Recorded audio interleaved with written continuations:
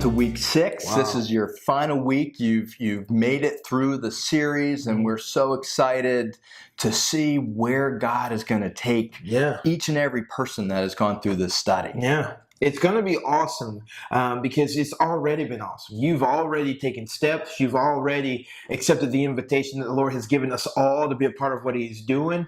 And we know that because of that step, that God's going to use that in more ways than we can ever imagine. And as we continue to walk and we fix our eyes on Him again and again and go, Lord, I'll go where you're leading.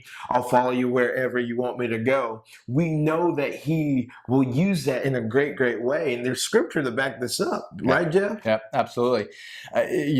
Jesus is speaking in Matthew 5:16. Yeah. This is Jesus. This isn't somebody else, but His words. He said, let your light shine before men, that they may see your good deeds. Right? So it's not go and do this checklist, go in and if you do these things, you're okay. It's let your light shine before men, which starts with your faith and your relationship with Him. Yeah. And that natural outcome is I'm going to go and have some good deeds done and have that influence out there. So I love that. So Jesus tells us, but then James follows it up in James 2:18, and he says, show me your faith without deeds, and I will show you my faith by what I do. Come on. I love it. I will show you my faith by what I do.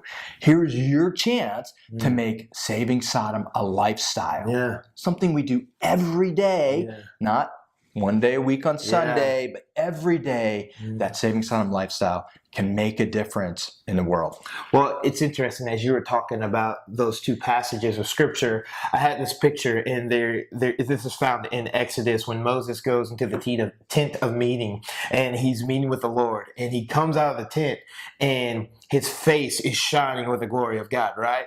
It's this picture of Moses isn't going, "Hey, let my face shine before everyone. Let me illuminate God's glory." It's because I've been spending time with the King, because I've been spending time with the Lord, everyone's going to see it. Yeah. And so it's that whole picture of just let that shine. It's really that let your light so shine before men, right? And so you're not going to hide it under a bushel, as we've heard that song. No, I'm not going to hide it under a bushel. I'm just going to let it shine. I'm just going to do my part. I'm just going to let Him be revealed in every single thing I do. If that's with my family, if that's in my workplace, if that's with my neighbor, if that's engaging outside in some serving opportunity, I'm going to let my light so shine. And it's not this, I have to. It's because of what the Lord has done. Let me just respond by living in a way that gives Him glory and reflects Him in all that I do. And that's what it means to be a part of Saving Sodom. That's the invitation. So it's a great invitation. And I know that the Lord's going to use this in a great way. He already has, like you said, He already has begun to use it.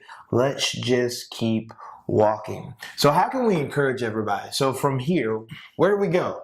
Well, we really desire a community of active believers who want to live this lifestyle of saving their city. And so we have a Facebook community. We are on Twitter. We encourage everybody to engage and start sharing your stories, because we know that testimonies are so important.